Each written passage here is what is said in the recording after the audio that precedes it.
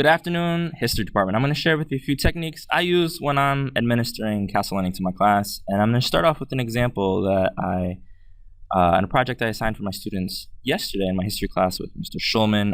It's due this Friday. There's about 100 questions straight from this New York Regents database.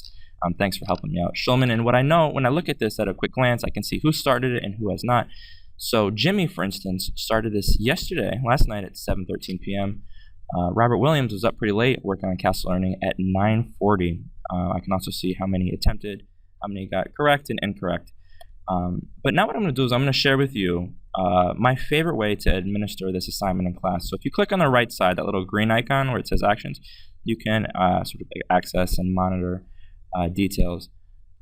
So what I like to do is scroll to the bottom, and this is while they're taking it in your class, provided you have laptops, is you jump to the second one. It says Class Cumulative Report, and it's going to give you a little bit of progress as it's happening in real time. So I'll scroll down real quick. This is a quiz or an assessment I administered back in October, and I can see who started it. I can see who's doing well. Frankie, I see lots of green checks. Nice job, dude.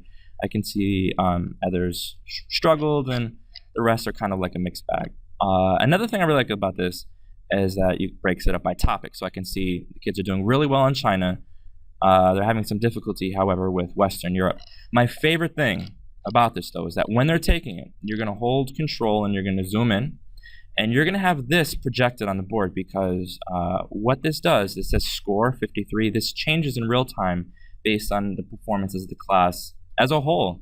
So I can see that they're in red because their correct answers are below the 65% threshold. So sometimes, no, actually, very frequently, I'll scream at them and I'll be like, guys, you're falling below 65%. And more often than not, this will sort of get it together and you can watch the class average rise. And the kids like that. It gets a little bit competitive. That's fun for them. So I'm definitely going to recommend that you do this. And that's it. If you guys have any questions, please let me know. Good luck. I just remembered one more cool thing. If you click on the assignment results page, right? This is where a second ago we scrolled to the bottom, clicked on Class Cumulative Report.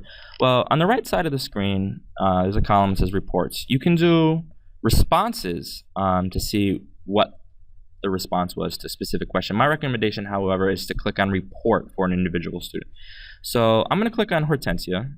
And when I do, it's going to load the data, and I can see exactly where she's done really well. So she had a little bit of difficulty with depth of knowledge 1 recall, along with global interactions. And at the bottom, it's got vocabulary related to incorrect questions. So I can see there's 16 right here for Hortensia.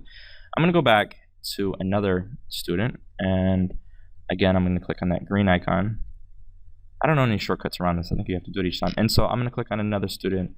I'll select, let's select Trail. And I'm going to click on Report, not Responses. So he did quite a few of the questions. And when we scroll to the bottom, we can see instead of 16, I don't know, there's about 36. And so what you can do is you can highlight these and email it to him. I think he has access to this in his account as well. You know, some students, these blue terms will fill the page. So if he forgot what Gothic means, you can click on this icon on this link, and here we've got the definition right there.